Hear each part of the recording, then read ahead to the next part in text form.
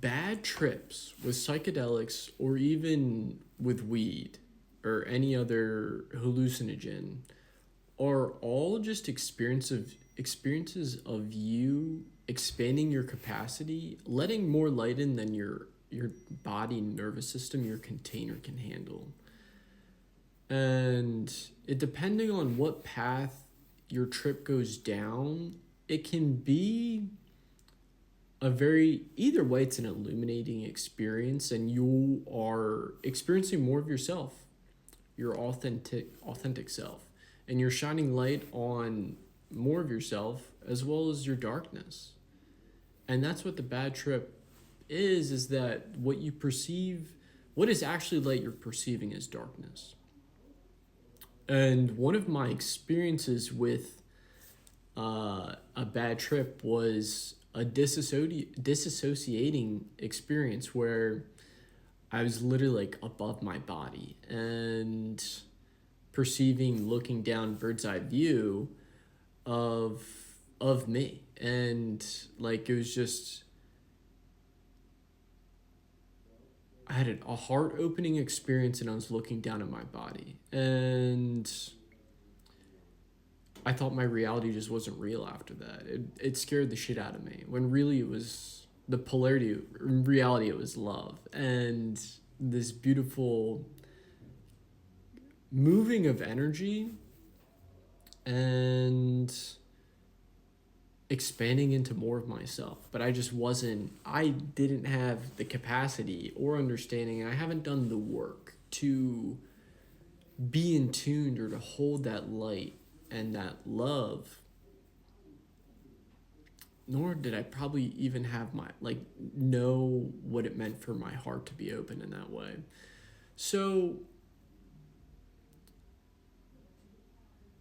that ultimately that crazy experience led me to go into therapy and like learn how to emotionally process my emotions because I'd never done that before because it was just such a wild experience and it really moved a lot of emotional weight that I had never processed throughout my whole entire life. But because I'd never done that, I deemed it as like this very dense experience and that there was something wrong with me and that my reality wasn't real and I was disassociating and all these stuff because that's just where my beliefs were. That's what I believed was true when it actually wasn't the truth. And it was just this like lightful, shining experience on all of my wounds and vulnerabilities and fears and sadness and anger and all these other emotions as well as beliefs. So the point is that let me say an analogy before I get to the point is that there's this Buddhist saying is that when you meditate you're taking one brick off the wall. And then when you do a psychedelic trip, you are just breaking down the wall. And I don't want to glorify it because I don't think it can be used in a very healthy way. And then there's just like, I had shrooms with a bowl of ice cream and definitely took too much. And it was overwhelming.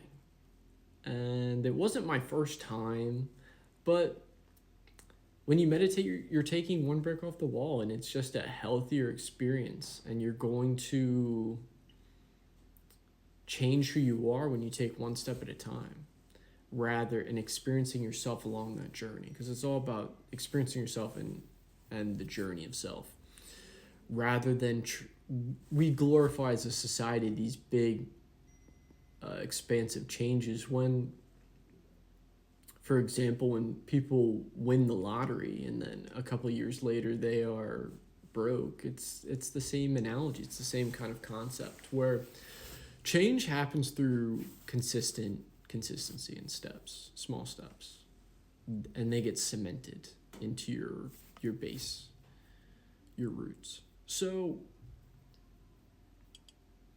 the point, circling back, is that in the darkness there's light. And the only reason why you see the dark as so dark is because it's just showing you in the ways how you're not choosing yourself. Any illusion that is you fearing or being depressed or sad, angry, frustrated, rage, anxious, worrying, those are like the kind of the top three, and then teetering on both sides of experiences of those emotions. They're just guiding you, and they're a communication tool to show you how you're not choosing yourself. And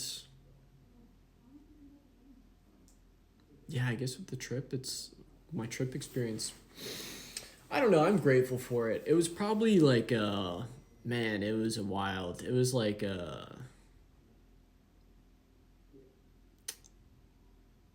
was like a wake-up call is what I would say. And it guided me to start therapy and to open up this part of me that I was not ready to be opened up to, but that's just how things happened. Or an extreme experience is like, okay, I've gone too far in this direction, and now it's time for me to listen to this me and not ignore and avoid and deny what I've been conditioned to avoid, ignore, and deny my whole life. And that was me, my emotions, my needs, my valuing me at all in general, and not, in a sense, disassociating from my experience of self and me and what it means to be Sean in this life. So, yeah.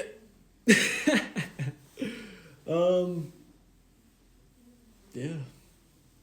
Embrace yourself. Embrace the darkness, no matter how uncomfortable it is. And be responsible.